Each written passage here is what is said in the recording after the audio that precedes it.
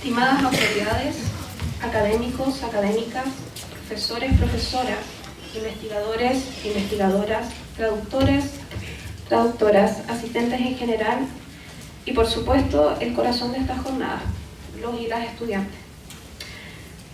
Como equipo organizador de estas terceras jornadas de lingüística y literatura inglesas, o ya deberíamos decir de lingüística, literatura inglesas y desde este año también de pedagogía en inglés, les damos una muy cálida bienvenida y agradecemos de antemano su asistencia y su interés por formar parte de las actividades de esta comunidad universitaria que todos juntos conformamos.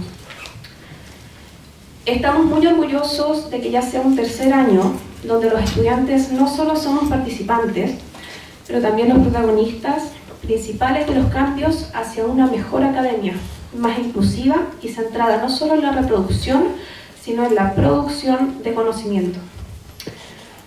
Queremos agradecer también el muy cariñoso recibimiento que nos brindaron nuestros pares y sus respectivos académicos en las más de 20 universidades, tanto de la región como fuera de la capital, a las cuales este año extendimos la convocatoria, quienes acusaron recibo de la mejor manera. Se encuentran aquí acompañándonos, no solo como oyentes, sino también como expositores. Por último, y no menos importante, la realización de estas jornadas no sería posible sin el innegable apoyo de nuestros académicos y profesores, quienes se han mostrado muy interesados en nuestros proyectos y nos han regalado su ánimo desde los inicios. Sin ánimo más que de reiterar las gracias a todos y a todas, sean entonces una vez más bienvenidas y bienvenidos.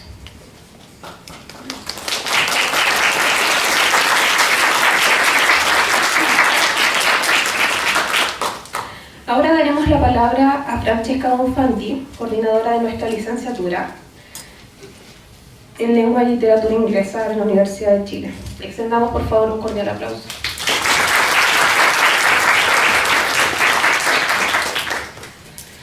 Dear colleagues and students from Universidad de Chile and other universities in Santiago and regions, this is going to be a bilingual welcome speech. The first part will be addressed to you in English, the language object of studies of most presentations today and tomorrow. The second part will be in Spanish, to pay respect to our Spanish-speaking context. Had I been fluent enough in Mapudungun, it would have been a trilingual welcome speech. Had I decided to include my Italian heritage language, it would have been a multilingual speech, and it would have reflected the multilingual and multicultural reality of most contexts around the world. But it's going to be only a bilingual speech. We are delighted to have you all here today at the Tercera Jornada de Lingüística y Literatura Inglesas, organized by the students in the English Language and Literature program. Thank you very much for coming. I feel honored to have been given the chance to welcome you all on behalf of the program and our students, who have worked really hard to pay attention to every little detail about the planning and realization of this event. Let me express how endlessly proud I am of them and their academic motivations, and how immensely grateful I feel for having such intelligent and enthusiastic young people as my students. Everything you experienced during these 2 days of conference has been completely organized by them. This conference was first held 3 years ago as a spontaneous initiative from our students who felt the need to create an academic instance in which they could share their research interests and projects with their community of peers and teachers. Now, for the 3rd time, we meet again, thanks to their hard work and vision, to reflect upon, converse about, and interact around the disciplines that constitute the center of our interest. Linguistics and Literature. No puede sino ser motivo de gran orgullo el constatar la eficiencia y prolijidad con la que los organizadores han sido capaces de generar un espacio que reconocen esencial para su propia formación como licenciados y para su entorno comunitario y disciplinar. ¿Qué mejor contexto para comenzar a recorrer los desafiantes caminos de la investigación científica que la discusión informada entre pares y formadores? Con el fin de no dilatar esta instancia inaugural, quisiera solo agregar estas últimas palabras dirigidas especialmente a los estudiantes que compartirán con nosotros su trabajo investigativo estos 2 días. Quisiera felicitarlos y agradecerles por el aporte que realizarán hoy y mañana. Espero que disfruten de la experiencia de difundir su investigación y al mismo tiempo la experiencia de recibir comentarios, sugerencias, preguntas y críticas. Este último elemento crucial al momento de generar un verdadero diálogo académico entre los participantes. Sin más que añadir, les deseo unas excelentes jornadas a todos los presentes. Muchas gracias.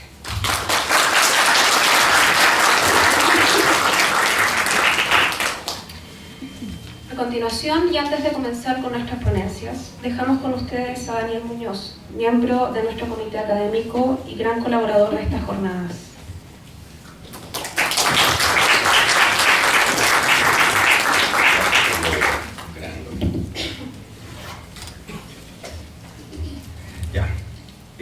A mí me gusta mucho esta jornada, es una idea que tuvimos hace 3 años más o menos con un grupo de estudiantes y de ahí el resto de la historia. Me gustan hoy por hoy porque han claramente crecido, ya lo comentaban antes.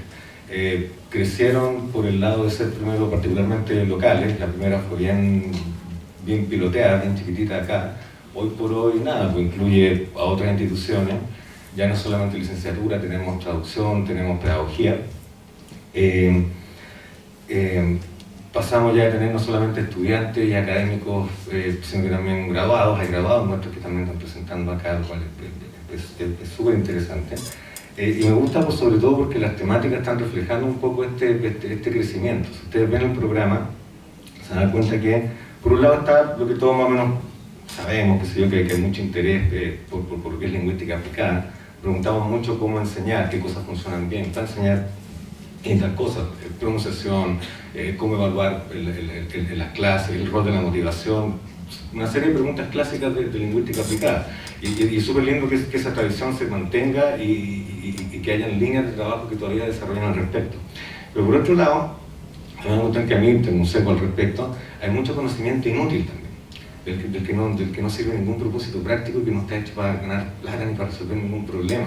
Si ustedes miran los temas, tenemos estudios sobre percepciones, procesamiento bilingüe, metonimia, metáforas, la cortesía en el español de Chile, interpretación literaria de puros pesos pesados. Si ustedes se fijan lo que viene en la parte de literatura, se están metiendo con Shakespeare, con Whitman, Milton, Shelley, Woolf, Fronte. Me gusta eso porque tiene que ver mucho con el rol de las universidades en su esencia, que son lugares donde estamos aquí para generar conocimiento. Y el único propósito de generar conocimiento es saber más. Y es súper lindo ver cómo gente joven continúa con esta cruzada que en este mundo consumista, materialista, más o menos terrible y muy pragmático, muy práctico, parece estar bastante como, siempre pasa como colada. Y aquí estamos sacándolo de la clandestinidad y lo estamos transformando en un tema particularmente importante. Por otro lado, donde creció esto, y donde me gusta más todavía, es que ahora hay un componente político, social, hay un deseo de incidir moralmente en las cosas que estamos trabajando, ya no es solamente académico, encerrado en estas paredes de la universidad. Fíjense los temas, estamos hablando también de identidades, de cómo usamos nuestro conocimiento para la superación de la pobreza, cómo la literatura refleja paradigmas ideológicos sobre el patriarcado, ideologías lingüísticas, el mito o el no mito del hablante nativo, cuestiones que son fundamentales en términos no solamente de conocer, sino que de opinar, y de opinar informadamente. Y me parece fantástico que efectivamente estemos ya llegando a ese nivel donde lo que estamos trabajando lo empezamos a ver el rol, el valor moral y social que corresponde. En la Universidad de Chile, por lo pronto, estamos precisamente metidos en esa misión, que es colaborar y contribuir al progreso espiritual y material de la nación. Andrés Bello y nótese que pasado no sé cuántos años y décadas estamos exactamente en esa misma. Entonces estoy súper contento de que haya una tercera jornada que sea más grande, que sea más profunda, que sea más crítica. Y eso es lo que vamos a ver en los próximos 2 días de jornada, esencialmente conocimiento desarrollado por el bichito de conocer, pero pensado también en cuál puede ser su impacto y cuál puede ser su rol en el desarrollo de nuestras propias actividades y de la comunidad toda. Y eso es súper lindo porque significa que todo este conocimiento que estamos trabajando puede tener un impacto el que queremos, como transformar la universidad y a nosotros mismos como agentes activos de aquello en actores sociales relevantes. Así que feliz de que vayamos a tener dos jornadas completas de conocimiento, aplicación y opinión. Y nada, pues, me morirá nomás de ver lo que viene en las presentaciones. Muchas gracias.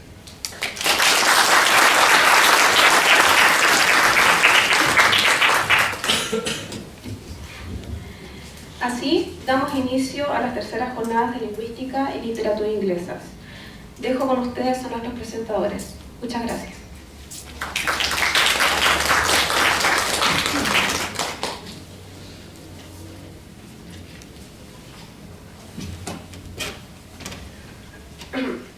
Bueno, para dar comienzo a esta jornada, dejaremos con ustedes a los académicos Marcela Fuentes Delgado, profesora de Educación Media en Inglés y licenciada en Educación de la Universidad Católica Silva Enríquez, y magíster en Letras con mención en Lingüística de la Pontificia Universidad Católica de Chile.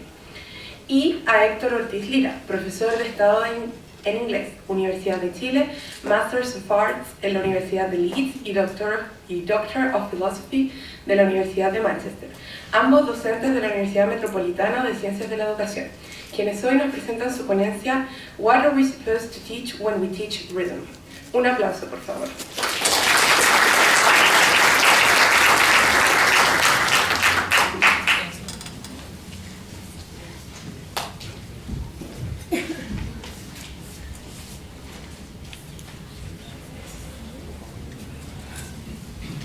Good morning, everyone. Morning.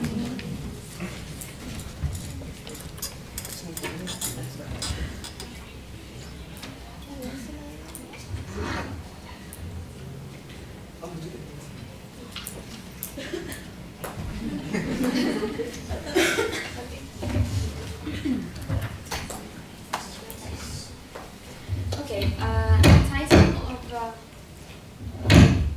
Oh, I was not supposed to move this time. You stay near, please.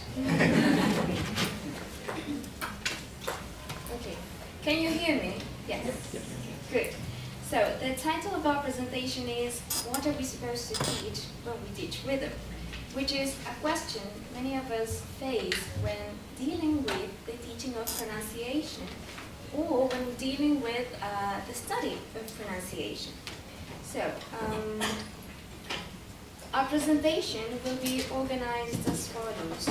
First, we will try to define rhythm. Okay, we will try to understand this concept, and also, thank you, the correlates of rhythm. Okay, we will give you some examples, and we will try to define this concept in the areas of phonetics and phonology. Finally, we will try to answer the question, okay? What are we supposed to teach when we teach rhythm? So, what is rhythm? What do you think rhythm is? I was reading a newspaper yesterday and somebody says that it was the amount of words we say per minute, which could be the case. But we also talk about rhythm when we think of, let's say, singing or dancing. Someone may have, may not have rhythm when dancing. Do you have rhythm when dancing or playing the guitar or something? Well, but in phonetics and phonology, rhythm is something different. First, it is a prosodic feature. Okay, it's a prosodic feature as prominence, or accentuation, or intonation, okay? So, since it is a prosodic feature, we cannot do without it, okay? It has to be present when we speak. It's always present in our speech, okay? And another characteristic of rhythm is that it is part of the utterance. And the utterance has like three subsystems, we can say. Okay? First, it is a changing pattern of sounds. Okay? And it is true because an utterance is anything we say. When we say things with sounds, with words. But also with a pattern of rhythm and a pattern of intonation. So rhythm is part of the utterance, it's part of this component, it's one of the components of the utterance, one of the components of speech, and it's something that is always present. So these are some of the characteristics, thank you, but we haven't defined rhythm yet.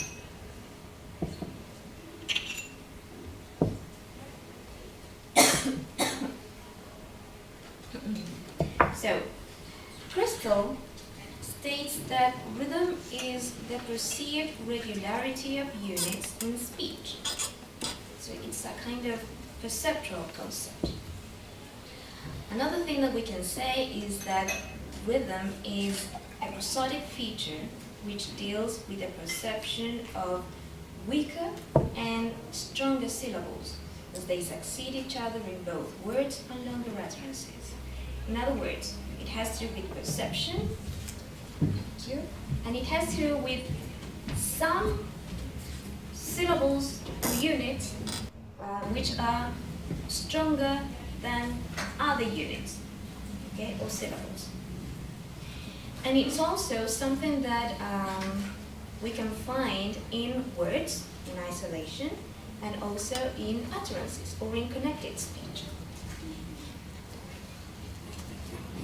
Okay?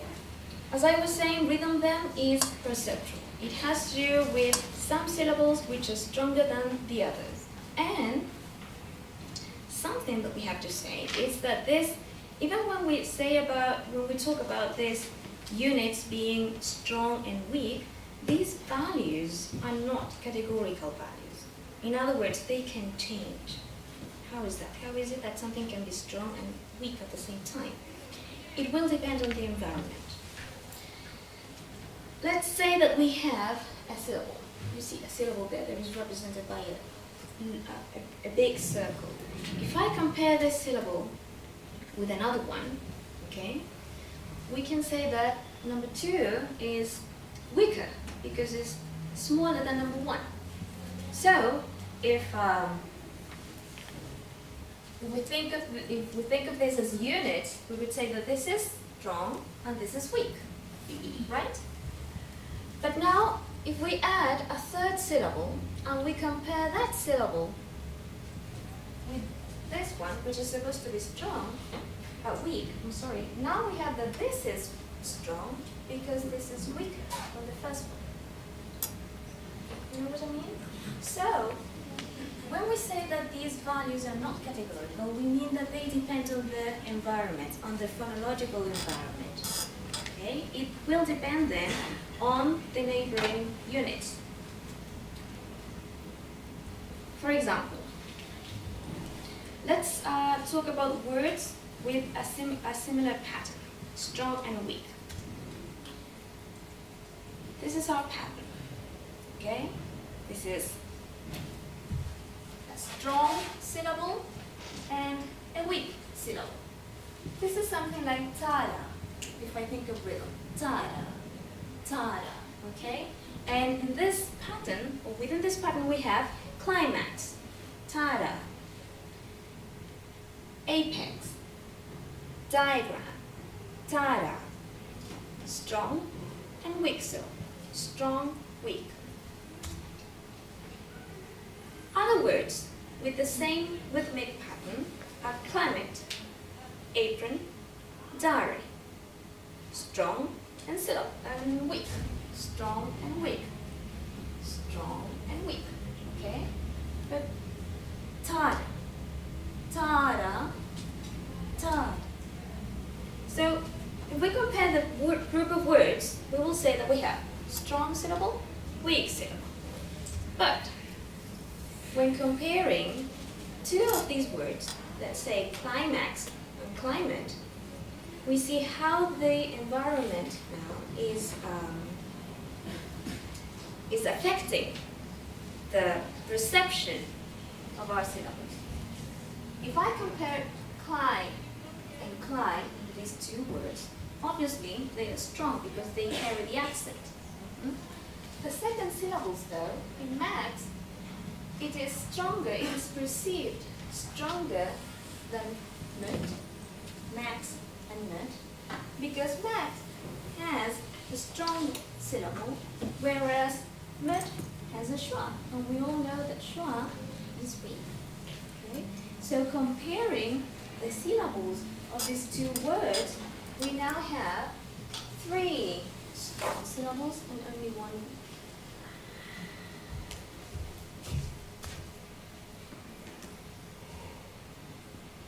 Now, what about words, connected speech and rhythm? We have another pattern, 3 syllables, and with this pattern, which is ta-da-da, ta-da-da, we can have, or we'll find words and utterances. Our first word is telephone. Telephone. Not telephone, not telephone. Telephone. Okay?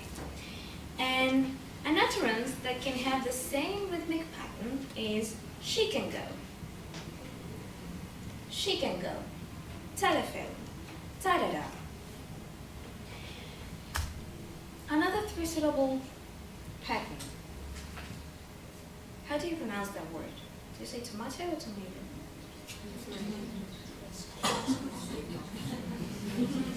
Tomate. Okay. The pattern of this word is ta-da-da. Ta-da-da. Remember the first one? Ta-da-da. This is ta-da-da. And the utterance that goes with this pattern is she can go. Now it's strange that we have the same utterance with a different rhythmic pattern. She can go, she can go. Number 3, we have another pattern, cheerio, cheerio, cheerio, she can go, ta-da-da, ta-da-da. There we go.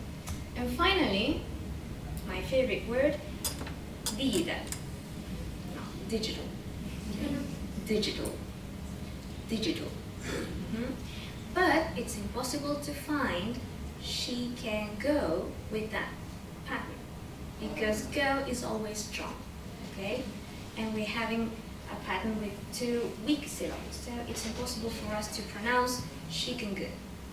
We would have to say she can go, and that's impossible, okay? So why is it then that we can have utterances with the same utterance with a different rhythmic pattern, but it doesn't happen with words? Well, it is because the rhythm of a word is determined in the lexicon. In other words, it comes with the word. It's part of the phonology of the word. So it's in the same fashion that we can't change the sounds, the phonemes, we can't change the rhythm of the word. It would be impossible to say telephone. I have a new telephone, or I don't have a telephone, okay? Because the word comes with a series of elements, and one of them is rhythm. So we cannot choose to change the rhythm of words. It's not open to our choice as speakers. But when it comes to connected speech, the rhythm will be determined by the meaning that we want to convey with the utterance. And that meaning can change because it's a pragmatic meaning. So, we as speakers can choose which rhythmic pattern give that utterance, depending on the meaning that we want to convey. So, if we go back to our previous examples, when we say she can go, it's because we mean, well, she can go, I can't, I'm busy. I can't go, she can go. Which is different from the meaning of the second utterance. Well, she can't go. Where couldn't she? She has a car. She can go. I can't. Number 3, which is a kind of unmarked pattern. I'm not sure about the first stress, the secondary stress, but we could say she can go, which is a kind of normal situation. And we said that number 4 is impossible.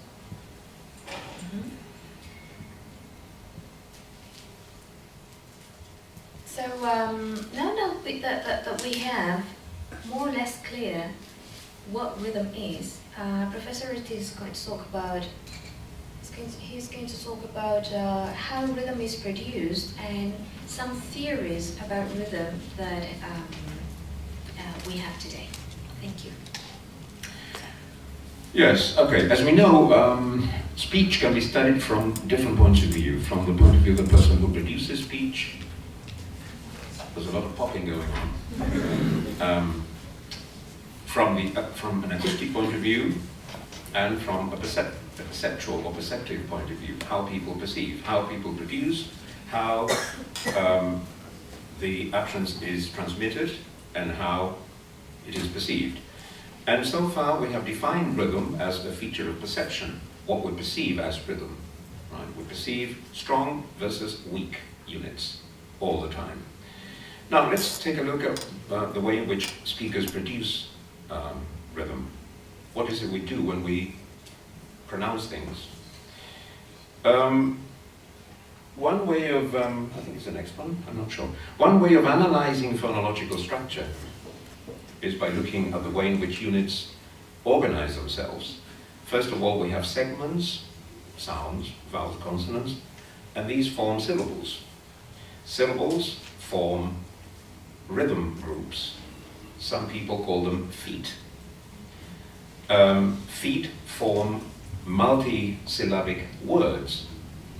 If I say, for instance, watermelon, I'd like to eat some watermelon. Everybody can understand the 2 rhythmic beats, watermelon, okay? In other words, 2 strong syllables and 2 weak syllables, right? A watermelon. That is a multisyllabic word, which consists of 2 rhythmic groups or 2 feet. And feet can form at the top of the scale, yes, this hierarchical scale, the intonational phrase, or intonation group, some people call them. So when I say watermelon, that is one intonational phrase made up of 2 feet, which in turn are made of 1 strong, 1 weak syllable, etc.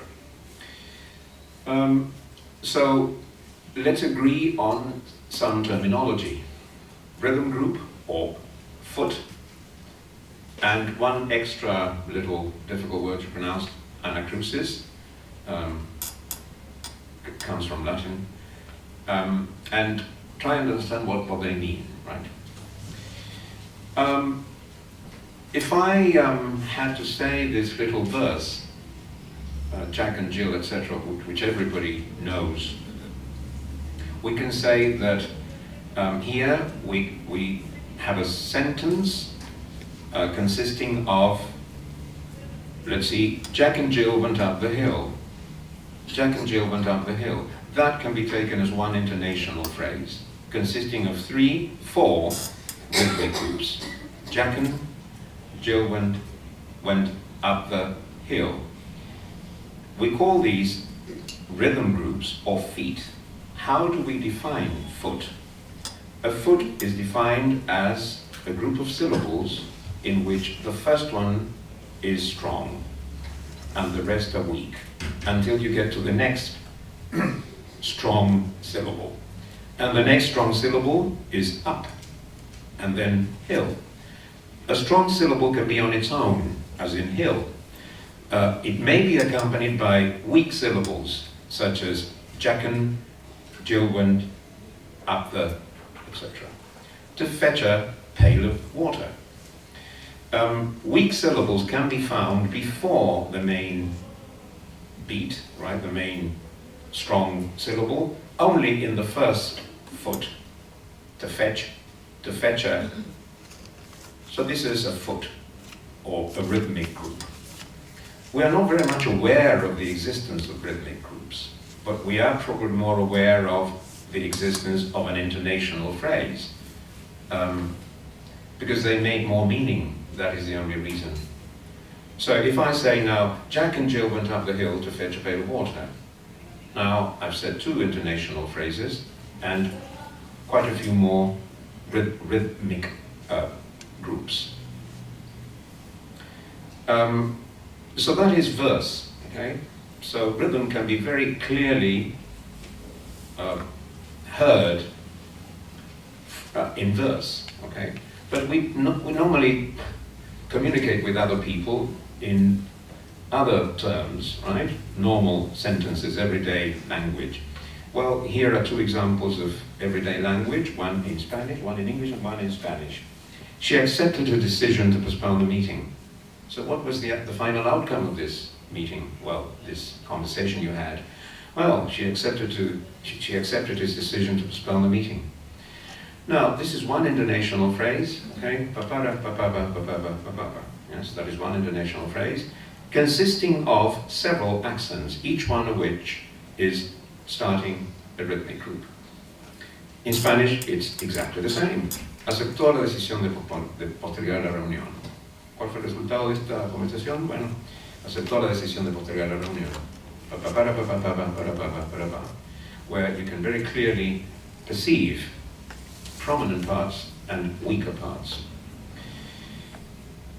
So utterances organize themselves into groups of syllables called rhythm groups, according to Crattenden. Halliday called them feet. So foot, plural feet, is a Hallidayan term, together with other people, of course. I normally say just rhythm groups, but they mean the same. A rhythm group then normally begins with a strong syllable, an accented syllable in this case, and may or may not be followed by one or more weak syllables. The next notion I would like to introduce is the notion of isochrony. The isochrony hypothesis. Isochrony means same time. 70 years ago, in 1945, Pike in America, and later on, 15 years later, other authors, Abercrombie in Great Britain, 1967, divided all languages into 2 groups. They said languages can be either 1 or 2, A or B. Those in which stresses occur at approximately equal time intervals, irrespective of the number of unstressed syllables between the stresses. And they said, well, English is one example of a stress time language, together with other languages, Russian, Arabic, etc. And on the other hand, languages can be syllable time ones, syllable time languages, which are those languages in which syllables, not stresses now, whether stressed or unstressed, occur at equal or relatively equal regular time intervals. Spanish is one of them. Mostly, together with Spanish, Latin languages. So, in English, accented syllables are isochronous. They occur, or they tend to occur, more or less at regular intervals of time. In Spanish, on the other hand, syllables are isochronous. We produce syllables of the same length, roughly speaking. And this is the theory put forward by these authors, Pike and Abercrombie. In number 13, this is number 13, this is an example of what you can find in books that teach you about rhythm. I forget the name of the book. I say I borrowed this. You can also say that I stole it. It's the same. The author doesn't know, so I suppose this is more than just borrowing. And this, I think, shows very clearly what we mean by stress time rhythm. English is one, he says, they say. First we have 3 syllables. Birds eat worms. Birds eat worms. Bum, bum, bum. 3 strong syllables. What happens if we start adding unaccented syllables in between? Nothing much will vary, these people say. So I would go like, the birds eat worms. The birds eat the worms. The birds will eat the worms. The birds will have eaten the worms. You see, so the rhythm tends to be the same according to this theory. And they are, in a way, right in this concept, yes. But this is true because this is a very nicely produced little exercise that proves my point. Yes. But what about so many other examples? And this is what we want to discuss in a few minutes. So, when I was a student, I remember, I still remember that, a long, long time ago, horrifyingly, none of you had been born. Anyway, we used to talk about rhythm in those days as well. And we were taught English rhythm by snapping our fingers on the stressed syllables. I still remember my teacher of phonetics. So, if I wanted to read this, next text, this is now more realistic. Okay, this is a little story, the beginning, the introduction of the story. And we were asked to do the following.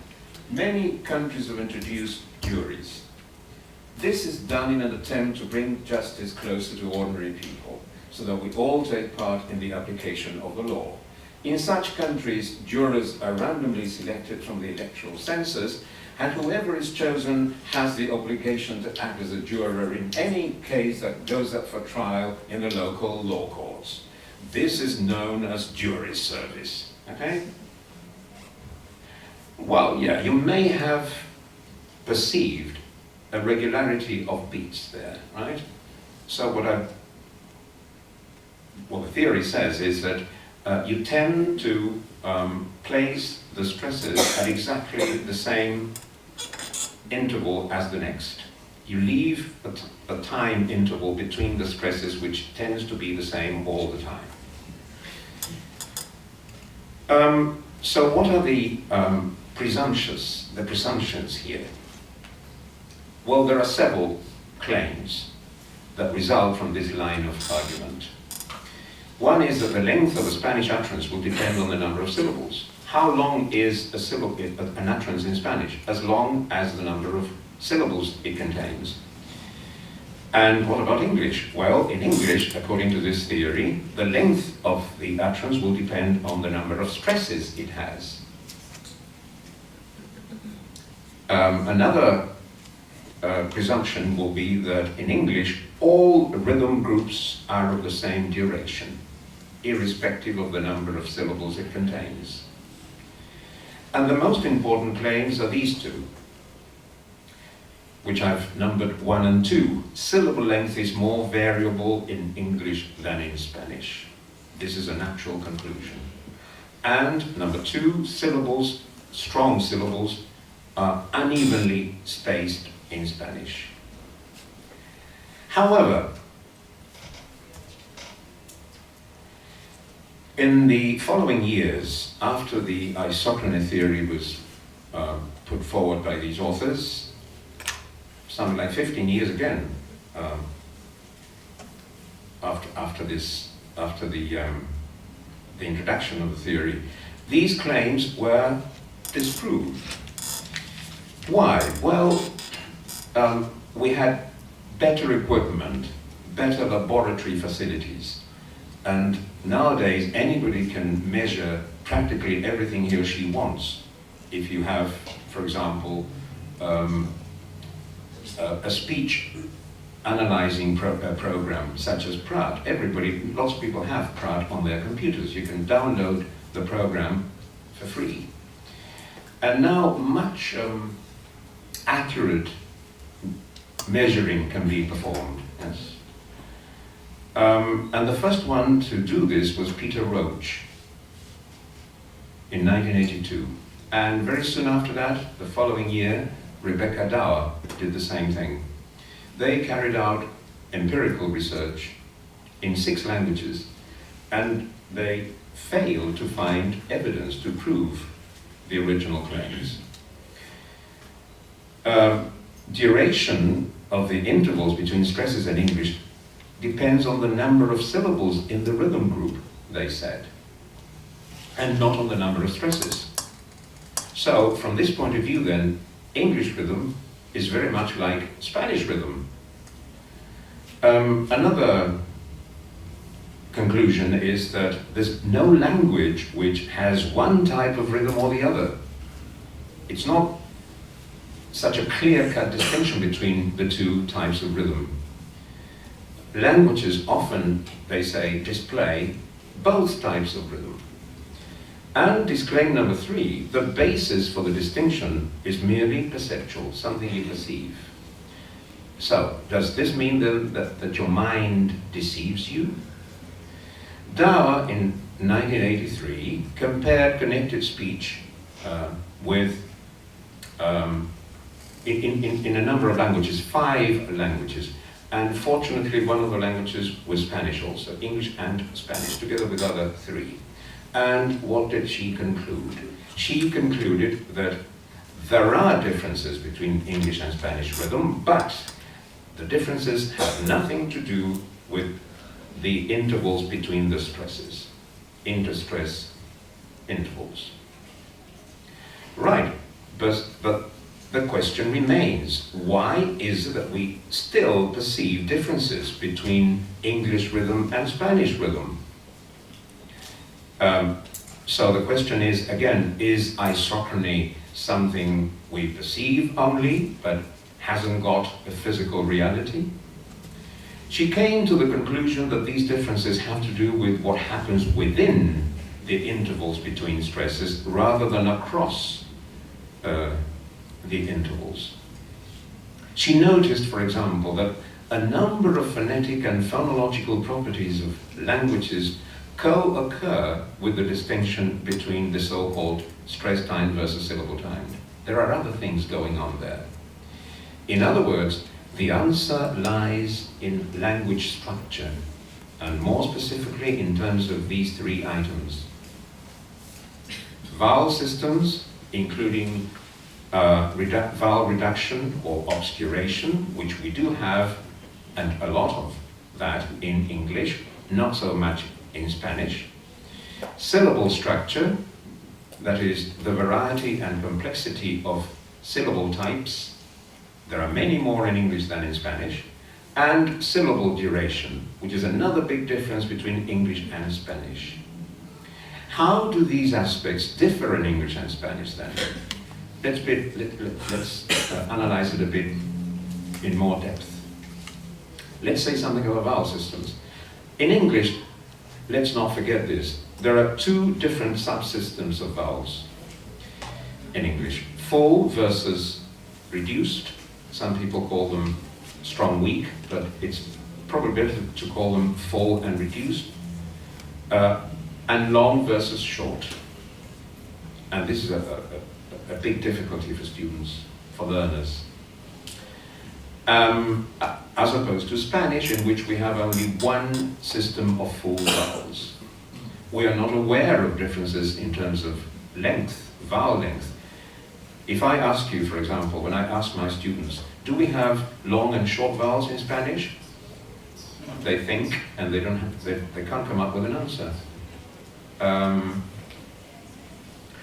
Well, yes, sometimes I think I produce longer vowels than in other instances. Yes, but the differences are not phonological. The differences are just phonetic, which is a very good way of showing the difference between phonetics and phonology. Right? We do produce schwas in Spanish every now and then, but you've got to be very careful. You have to have a very good ear to notice this. And why is this? Because that is the phonetic thing. The second item is syllable structure. there's a greater variety of impermissible syllable types in English. In English we have many different types of syllables. 56% of English syllables are closed. They finish in a consonant. 56, more than 50%. Whereas in Spanish, 70% of Spanish syllables are open.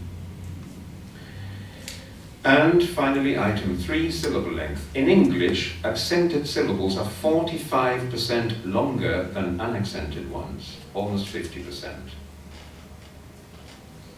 This is in normal situations, because you may produce vowel sounds in English which are much longer than the short ones, even probably in some cases 5 or 6 times longer. But that will probably be in cases where the speech is marked. Yes? Emphasis, for example, produces that. In Spanish, on the other hand, accented syllables are only 7% longer than unaccented ones. So the difference is negligible. Accented syllables in English are 40% longer than in Spanish. And there's one more thing.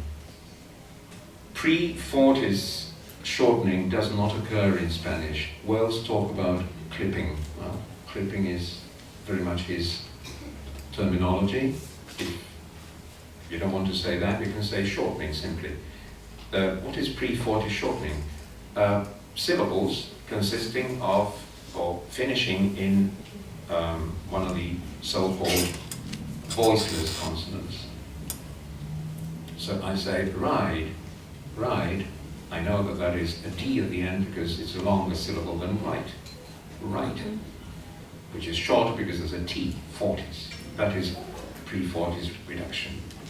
So the title question of this presentation can be answered as follows.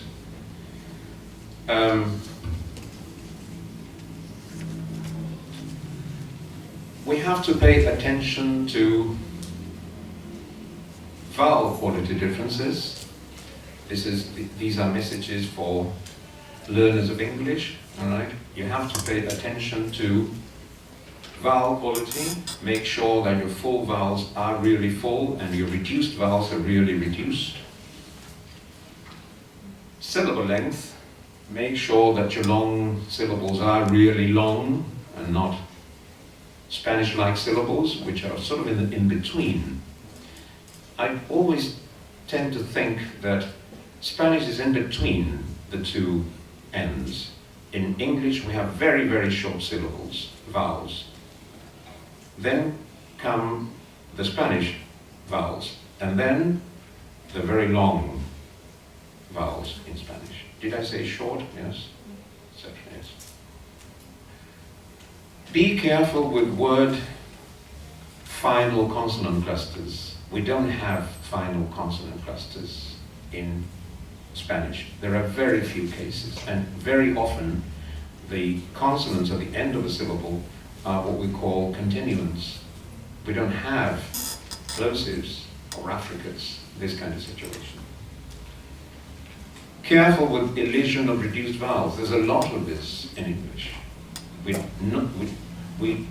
do not only reduce vowels to, and obscure vowels to vowels which are produced then with a centralized quality, but we eliminate them very often.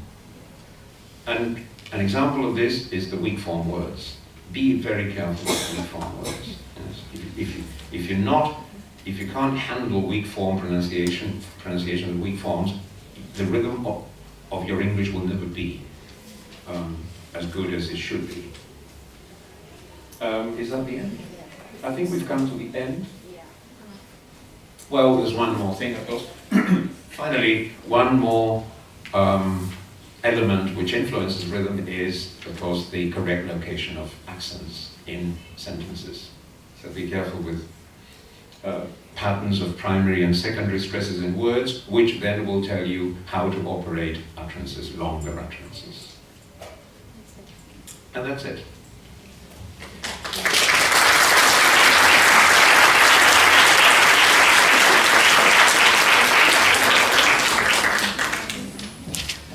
Okay, so we have time for some questions. Thank you very much for your presentation. Does anybody have a question they want to ask?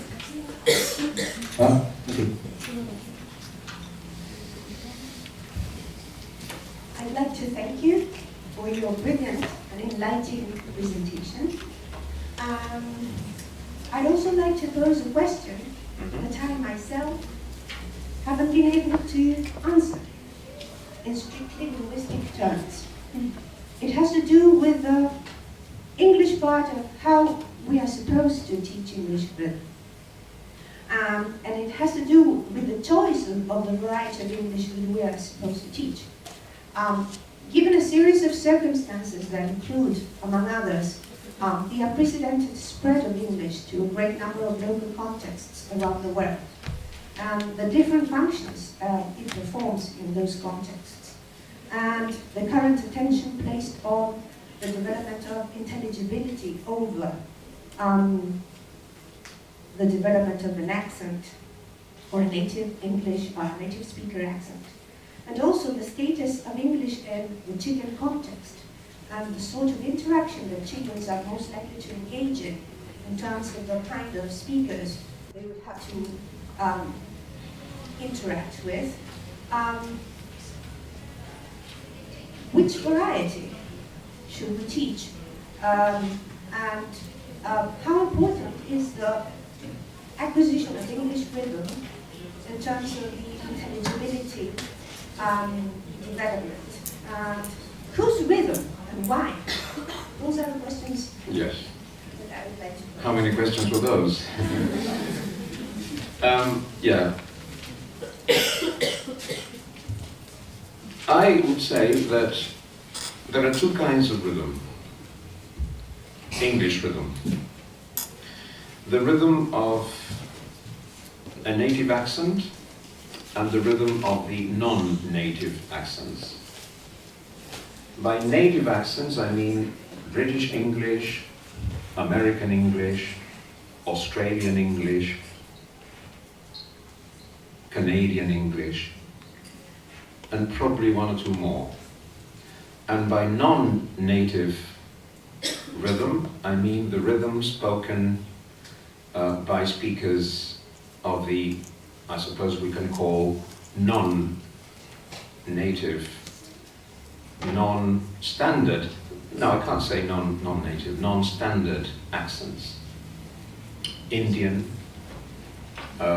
Central American, where is it exactly they speak English? In Central America? The Caribbean, yes.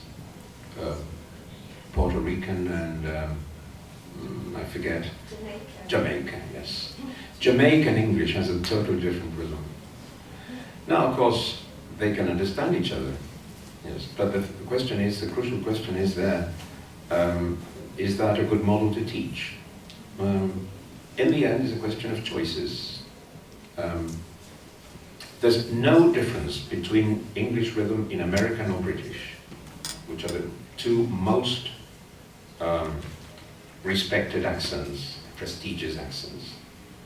So it is immaterial whether you speak British or American from the point of view of rhythm, because that is the first group I was mentioning. And you make your choice, you choose. What do our students do? They do what they can. And what are we as teachers supposed to do? We have to make decisions of a different type. If I have a group of students who produce different types of rhythm, some of those varieties are very much like a native speakers, American, British, or whatever, and others are not so much that. Well, you choose what mark to give each one. Okay? How much are you going to punish those students for not producing the rhythm you expect? But this has always been the same, I think. I'm not saying anything new now. I don't know whether I've answered your question.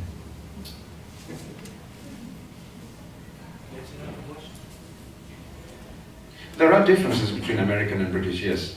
But when it comes to particular words, individual words. Yes, everybody knows examples.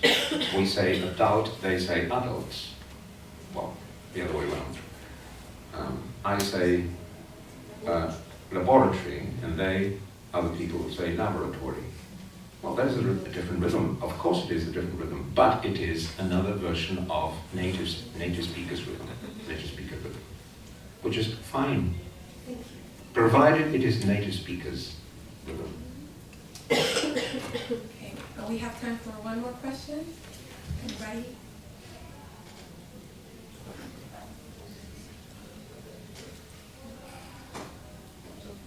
Okay, then we'd like to thank you very much for your Thank you for coming.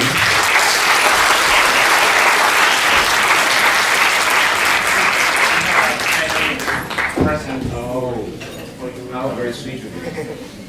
Thank you very much.